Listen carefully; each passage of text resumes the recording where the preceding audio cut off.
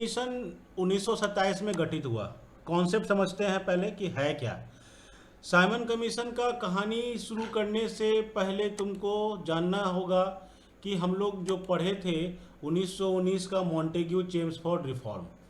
ठीक है, तो गवर्नमेंट ऑफ इंडिया एक्ट 1919 जिसको हम लोग मॉन्टेग्यू चेम्सफोर्ड रिफॉर्म्स के नाम से जानते थे, उसी में एक प्रोविजन दिया हुआ था कि अगले 10 साल, चूंकि वो जो गवर्नमेंट ऑफ इंडिया एक्ट आया वो एक्चुअल में क्या था, वो कॉन्स्टिट्यूशनल रिफॉर्म्स था। रिफॉर्म मतलब क्या होता है कि ब्रिटिश गवर्नमेंट बता रही है कि भारत में जो एडमिनिस्ट्रेशन होगा, जो सरकार होगी, वो किस प्रकार से चलेगी।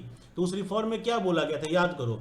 उसमें बोला गया था कि इंडियंस को सरकार चलाने में पार्टिसिपेशन दिया जाएगा, इंडियन की पार्टिसिपेशन जो होगी वो हम लोग बढ़ाएंगे।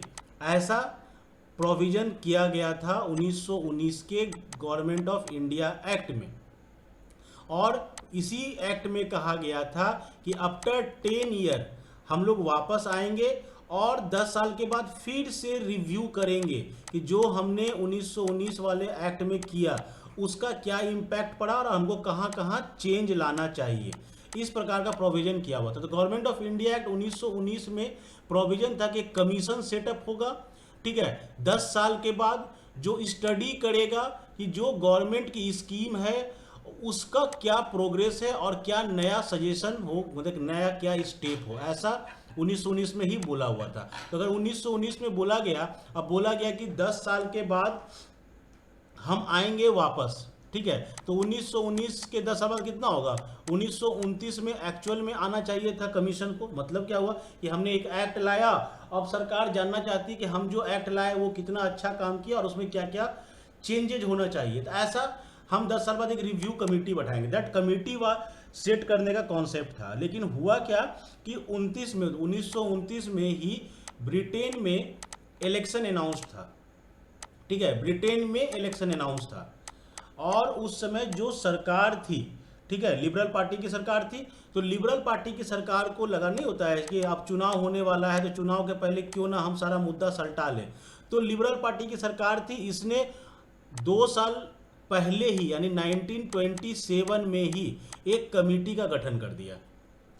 ठीक है, मतलब क्या हुआ, जैसे कि अभी बीजेपी और कांग्रेस सरकार है, अब बीजेपी को मान लो कोई काम करना है 24 में उसको करना था और उसको पता है कि 2024 में चुनाव होने वाला, तो वो चाहेगी कि एक साल पहले ही कुछ कर ले, चाहे इसका कुछ एडवांटेज हमको इलेक्शन में मिल जाएगा। ऐसा सोचेगी, हर पार्टी सोचती है। तो लिबरल पार्टी वहां पर सोची और बोली 29 में चूंकि चुनाव होगा तो क्यों ना 27 में ही हम घोषणा कर दें। और 27 में ही वहां की सरकार ने घोषणा कर दी कि हम 1919 के एक्ट का रिव्यू करने के लिए हम एक कमेटी बनाएंगे। Then Simon commission was set up. Simon commission set हुआ। ठीक है, जो उस समय के प्रधानमंत्री थे ब्रिटेन के स्टैनली ब्लाडिन, ये सेटअप कर दिए नवंबर 1927 में कि भैया साइमन कमीशन जाओ तुम इंडिया और जाकर वहां पर तुम देखो कि 1919 के एक्ट का क्या इंपैक्ट है और क्या क्या सजेशन है तुम्हारा।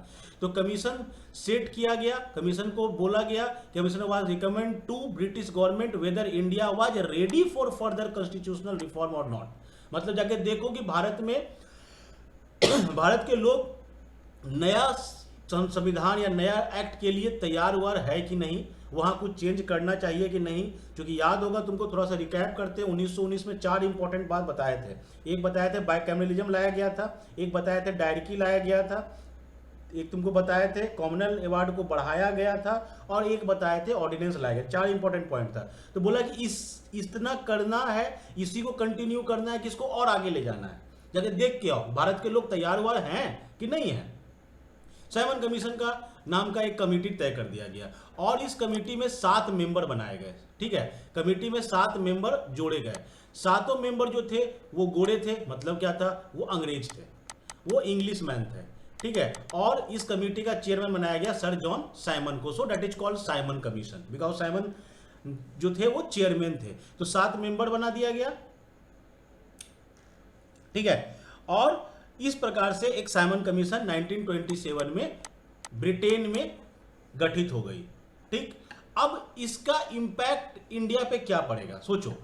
1919 में जो एक्ट आया उसमें ब्रिटिश सरकार ने अपने एक्ट में कहा कि हम इंडियंस के पार्टिसिपेशंस को बढ़ाएंगे, इंडियन के पार्टिसिपेशन को हम बढ़ाएंगे सरकार में, यानी सरकार में, कॉन्स्टिट्यूशन में जो भी आगे चल के रिफॉर्म या एक्ट आएगा उसमें इंडियन की भी व्यू को हम जानना चाहेंगे। ऐसा 1919 में उसने कहा था।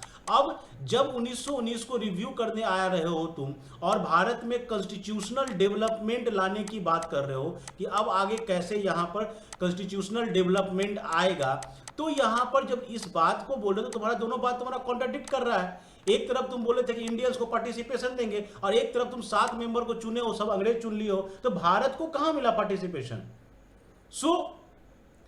भारत में इस बात का विरोध होना शुरू हो गया कि यार जब भारत के लिए तुम सोचना चाहते हो तो भारत को, भारतीयों को उसमें शामिल करो। अंग्रेज केवल कैसे सोच सकता है? तो उस समय याद रखना उसमें पूछता है कि भारतीयों को शामिल करने से किसने मना किया था। इरविन थे वहां पर, ठीक है, लॉर्ड इरविन बोले थे कि भारतीयों को मत रखो, केवल गोरा को रखो। आगे मिलेगा बहुत सारा बात, ठीक है। तो लॉर्ड इरविन थे वहां पर। 2-3 नाम याद रखना, हमेशा साइमन तो याद रहेगा ही रहेगा। एक नाम याद रखना बर्केनहेड का, जो सेक्रेटरी थे उस समय, सेक्रेटरी ऑफ स्टेट थे, ठीक है, सेक्रेटरी ऑफ स्टेट थे वहां पर उस समय बर्केनहेड। तो ये भाई साहब बोले साइमन को कि जाओ तुम जाओ, आराम से जाओ, इंडिया जाना, घूमना फिरना, देखना समझना और हमको बताना कि क्या क्या करना चाहिए। मतलब क्या हुआ कि भारत का भविष्य अब आगे चल के कैसा होने वाला है ये डिसाइड करने वाला व्यक्ति कौन हो गया? वो व्यक्ति हो गया साइमन, ठीक है, कि भारत आगे चल के कैसा होगा। तो यहां तक ये बातें हुई। उसके बाद हुआ क्या, जब ये बात तुम हो गया, ये तो इंग्लैंड में हो रहा है, अभी तो भारत में हुआ नहीं, तो इंग्लैंड में साइमन कमीशन बैठा हुआ है, भारत में हुआ हंगामा, यार ये क्या हो रहा है। तो इंडियन नेशनल कांग्रेस का दिसंबर 1927 में सेशन बैठता है, ठीक है, और इंडियन नेशनल कांग्रेस का सेशन बैठता है और इस सेशन में जो लोग, कांग्रेस की टीम बैठती है, वो कांग्रेस की टीम जो है वो वहां पर डिसाइड करती है 2 बिंदु को। एक बिंदु था कि अपोज करेंगे साइमन कमीशन का। क्यों अपोज करेंगे? क्योंकि साइमन कमीशन भारत के संविधान के लिए एक कमेटी गठित हुई है जिसमें कोई भारतीय नहीं है, इसलिए हम इसका अपोज करेंगे। पहला पॉइंट बोला कि हम इसका अपोज करेंगे। और दूसरा पॉइंट बोला, पॉइंट नंबर 2 बोला कि अगर अपोज ही खाली करेंगे तो काम नहीं चलेगा, तो तुम लोग भी तैयार रहो अपना कॉन्स्टिट्यूशन तैयार करने के लिए, अपने कॉन्स्टिट्यूशन को तैयार करने के लिए खुद भी तैयार रहो। क्यों ऐसा बोला गया?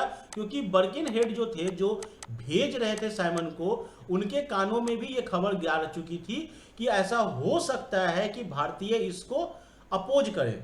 तो अपोज करेंगे तो उन्हीं से पूछा जाएगा कि भैया तुमको करना क्या है। तो इस तरह से इसमें इंपॉर्टेंट क्या हो गया कि आपका साइमन कमीशन गठन हुआ 8 नवंबर 1927 में, जिसका दिसंबर 1927 में कांग्रेस का सेशन होता है और कांग्रेस डिसाइड करती है कि we will oppose Simon commission. यहां तक बातें 27 में बीत चुकी है। अब साइमन कमीशन जब गठित हो गया, ठीक है, और ये लोग पहले डिसाइड कर चुका था कि आने दो साइमन कमीशन को, जैसे आएगा इसके सब मेंबर को हम लोग हर जगह रोकेंगे। तो साइमन कमीशन फाइनली बॉम्बे पहुंचता है 3 फरवरी 1928 को। भारत जब आएगा, ऑब्वियस बात है भारत आना चाहेगा, भारत आके देखेगा स्थिति क्या है। तो जहां वो गया वहां एक ही नारा चला, Simon commission go back. Simon go back का नारा लगना चारों तरफ शुरू हो गया कि भैया आप जहां से आए हैं वहीं लौट जाइए, यहां आपका कोई जरूरत है नहीं, आप किसी लायक यहां पर है नहीं, तो आप लौट जाइए। हर तरफ हड़ताल रखी गई, जुलूस निकला, जहां जहां उसके लोग गए वहां वहां पर लोग विरोध करने के लिए उतर गए। इसी में एक बार पुलिस क्या करती है कि लाठीचार्ज वगैरह करना तो सीख ही चुकी थी, नया कारनामा की कि इधर से जुलूस निकल रहा है, इधर से क्या की कि जानवरों का जत्था छोड़ दी, मतलब बहुत सारा गाय को छोड़ दी और घुसा दी भीड़ में। अपने आप भीड़ क्या होती थी, क्योंकि गाय को तो मारेगा नहीं, हिंदू है तो गाय को मारेगा नहीं, तो पशुओं को उस जुलूस पर छोड़ देती थी पुलिस और भीड़ को तितर बितर करती थी। मतलब पुलिस अपने तरफ से हर हथकंडा अपनाई कि किसी भी प्रकार से इस जुलूस को, इस विरोध को रोका जाए। बट साइमन गो बैक का नारा चारों तरफ लगता रहा, काले झंडे बिकते रहे, चारों तरफ काले झंडे दिखाए जाने लगे। केंद्रीय विधानसभा में साइमन कमीशन का स्वागत करने से मना कर दिया, क्योंकि वो असेंबली में मेंबर थे, भारत वाले भी, इंडियन भी थे, बोले हमको नहीं करना किसी का वेलकम वेलकम। इसी में एक तुमको दौर मिलेगा जब लाला लाजपत राय की डेथ होगी। लाला लाजपत राय जो थे वो लीडिंग नेता थे, जानते ही हो, वो लीड कर रहे थे एक रैली को। कहाँ कर रहे थे? लाहौर में। ठीक है। और साइमन कमीशन को विरोध में एक रैली को लीड कर रहे थे जहां पर लाठीचार्ज होती है और लाठीचार्ज में लाला लाजपत राय की मृत्यु होती है। That was the point. तो 1928 में ये सारी घटनाएं हो रही थी, लगातार विरोध हो रहा था, लगातार एकदम कंटिन्यूअस। तो जो बर्केनहेड था, जो बर्केनहेड जो भेजा था इस चीज को, वो बर्केनहेड के कानों में जब ये खबर गई तो वो गुस्सा आ गया, थोड़ा एंग्री हुआ कि यार ये कौन तमाशा कर रहे हो, तुम लोग कर रहे हो, तुम लोग हो किस लायक जो तुम लोग नौटंकी कर रहे हो। साइमन मतलब यहाँ अंग्रेज को हम भेज रहे हैं, इतना पढ़ा लिखा लोग को भेज रहे हैं, और तुम लोग साले फटीचर टाइप के लोग, तुम लोग काय को विरोध कर रहे हो, तुमको समझ में आता है कॉन्स्टिट्यूशन क्या होता है? कभी जिंदगी में देखे हो कॉन्स्टिट्यूशन क्या है? इस तरह का बर्केनहेड का लैंग्वेज था कि तुमको पता ही नहीं है कॉन्स्टिट्यूशन होता क्या है, और एक आदमी को हम भेजे हैं कमेटी को जो चेक करेगा और तुम लोग उसको रोक रहे हो। तो बर्केनहेड यहां पर चैलेंज कर बैठता है कि अगर हम इस व्यक्ति को जो हम कमेटी भेजे हैं इसको अगर हम रोक दे तो तुम्हारा कॉन्स्टिट्यूशन बनाएगा कौन? तुम्हारे पास इतने काबिल लोग हैं? यहां पर कांग्रेस को और कहो जो पार्टियां थी, क्योंकि सभी पार्टियों ने यहां पे विरोध किया, चाहे वो मुस्लिम लीग हो चाहे वो अदर पार्टियां हो, सब पार्टी वहां विरोध कर रहा था। तो यहां पे बर्केनहेड चैलेंज करता है यहां पे ऑल इंडिया पार्टी को कि क्या तुम्हारे पास इतना दिमाग है, तुम इतना पढ़े लिखे हो कि तुम अपने देश का कॉन्स्टिट्यूशन लिख सको? That was the challenge. और इस चैलेंज को इस तरफ की टीम जो थी वो एक्सेप्ट कर लेती है, यानी इंडियंस यहां पर इसको एक्सेप्ट कर लेते हैं। Okay, accepted. प्रॉब्लम कहां पर था? बर्केनहेड बोला कि तुम एक ऐसा कॉन्स्टिट्यूशन लिख के दिखाओ जिसको, क्योंकि हम लोग तो जानते हैं कि तुम लोग बटे हुए हो जाति में, धर्म में, ऊंची जाति, नीची जाति, गरीब अमीर, ऐसे वैसे सब तरीके से, तो तुम एक ऐसा कॉन्स्टिट्यूशन लिख के दिखाओ, एक ऐसा कॉन्स्टिट्यूशन लिखो, एक ऐसा प्रस्ताव लाओ जिसको सब लोग, ठीक है, अमीर गरीब ये वो सब लोग एक्सेप्ट करें। ऐसा नहीं कि तुम लिख के, क्योंकि हम लिख के कुछ दे रहे हैं, तुम मना कर रहे हो, वैसे तुम भी कुछ लिख के दिया तो कोई मना कर दिया, तो तुम्हारे और मेरे में फर्क है रहा है। तो तुम ऐसा कुछ लिखो जो सब लोग मान ले, ठीक है, कॉन्सेप्ट ये था। और बर्केनहेड बोला कि मेरा तो साइमन कमीशन बन गया, तो ये तो रिपोर्ट देगा ही देगा, तुमको अगर लगता है कि तुम्हारे में काबिलियत है तुम भी रिपोर्ट दो, हम दोनों रिपोर्ट को पढ़ेंगे, जो अच्छा लगेगा वो हम लागू कर देंगे। दैट वाज द चैलेंज, और इस चैलेंज को एक्सेप्ट किया गया। ठीक है, यही पे एक दो क्वेश्चन है एग्जाम का, वो भी देख ही लो।